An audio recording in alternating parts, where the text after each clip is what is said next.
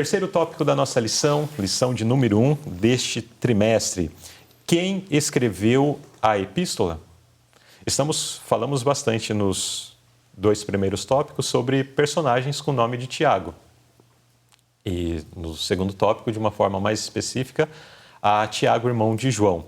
Mas nós vimos que logo ali no início da igreja cristã, ele foi martirizado. Finalmente, nós vamos agora caminhar para o ponto de que quem escreveu a epístola? Bom, vamos ver, né? Vamos lá. Perguntar, como a inspiração descreve Tiago, filho de Alfeu, que é o segundo Tiago mencionado lá no primeiro tópico, um dos 12, mas não o irmão de João, ambos filhos de Zebedeu. Então, nós temos Tiago, filho de Zebedeu, que era irmão de João.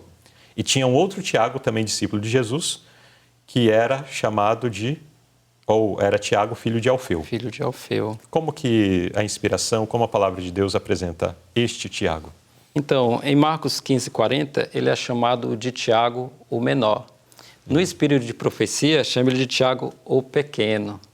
E dá o motivo para isso, né? Aqui diz que Tiago, o pequeno, e Judas, de menor destaque entre os irmãos, mais homens de força, positivos tanto em suas falhas quanto em suas virtudes. Então, nós vemos que o relato sobre Tiago, filho de Alfeu, é um relato resumido. Tiago não aparece tanto. Não coloca em evidência, né? Isso, não tem tanta evidência como o Tiago, filho de Zebedeu, e o outro Tiago que vamos ver daqui a pouco. Muito bem. Então, este era Tiago, também o menor. Alguns comentaristas também colocam, o irmão Joaci comentava nos bastidores o porquê também ele era chamado de menor, segundo alguns comentaristas. Segundo alguns comentaristas, nas pesquisas, nós encontramos que chamam de menor por ser de baixa estatura, né? Assim como Paulo era de baixa estatura, ele é colocado como pequeno menor por ser de baixa estatura. Mas eu quero chamar a atenção aqui para uma aplicação muito importante. Nós observamos que Tiago, aqui filho de Alfeu, chamado de menor, de pequeno, ele tinha sua posição na igreja, né? Ele tinha sua função, tinha sua parte a cumprir. E por que eu quero trazer isso aqui para nós? Que muitas vezes nós estamos numa posição que nos achamos menores, né? Ou de pouca relevância, ou de pouco destaque, não é verdade? Sim. E nós devemos entender aqui que você e eu, cada um de nós, temos uma obra a fazer na causa de Deus.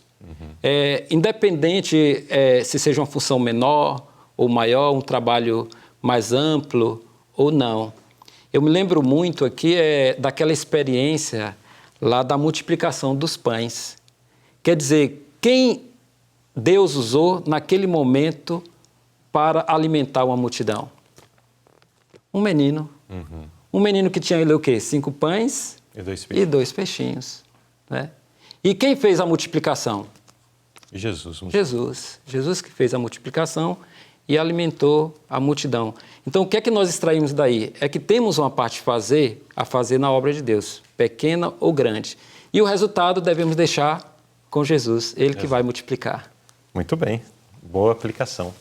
Devemos entregar nossos talentos, né? Sejam poucos ou muitos, mas se entregues nas mãos de Cristo, proporcionarão grandes resultados.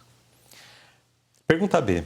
Por que é provável que o autor da epístola de Tiago, referido como apóstolo, já que conhecia o Senhor pessoalmente, inclusive aqui essa explicação faz uso de uma argumentação de Paulo, que os apóstolos eram aqueles que haviam visto Jesus, e ele tinha visto através ali daquele encontro, através de revelação com Jesus, no caso de Paulo, né?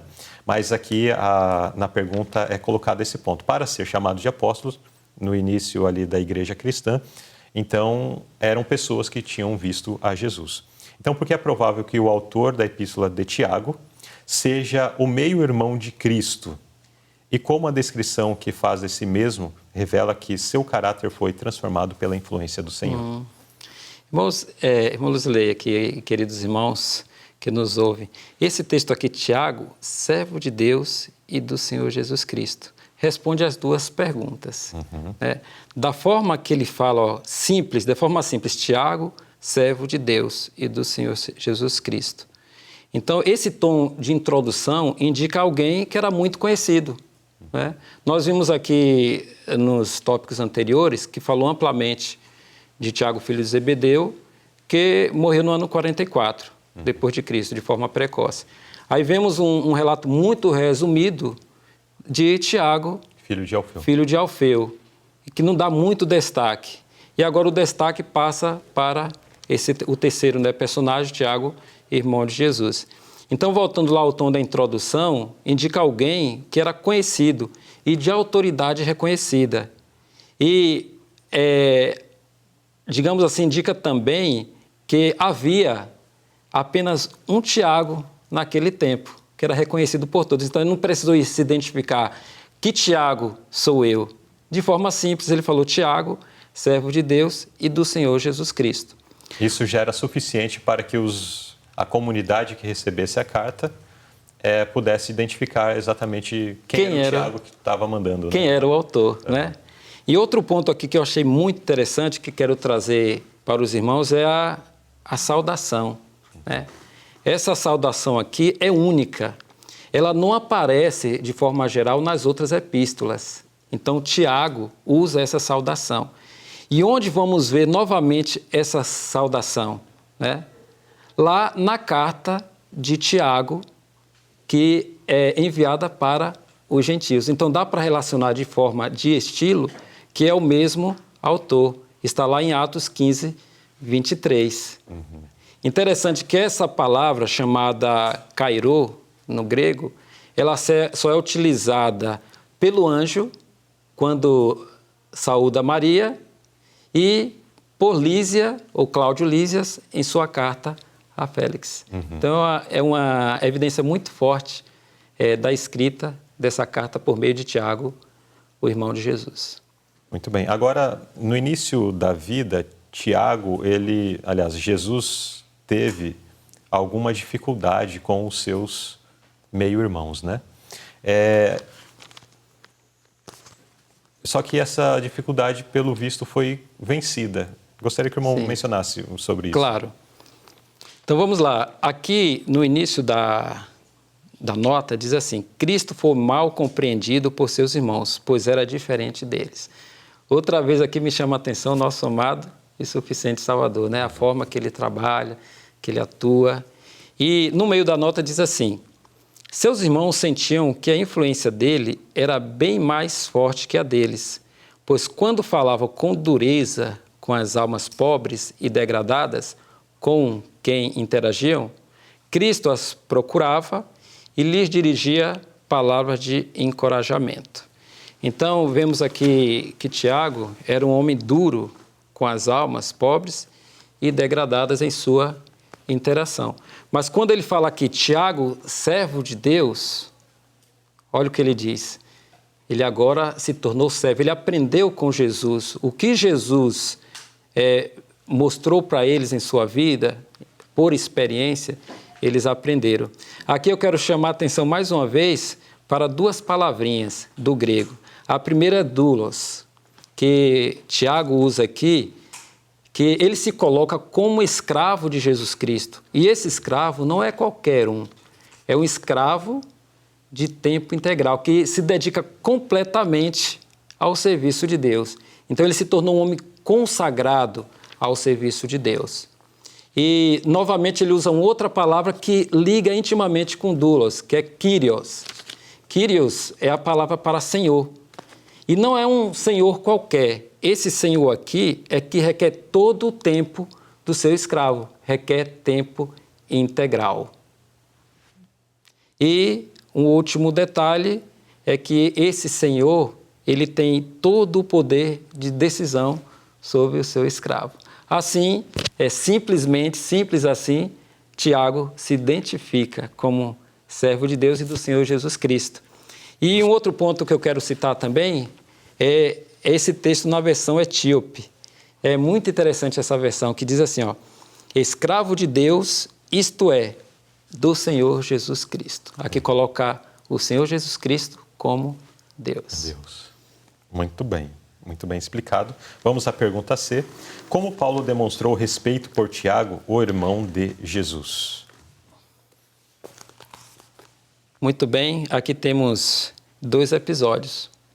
Eu achei interessante aqui que esses 2 episódios ocorreram em 2 idas de Paulo a Jerusalém.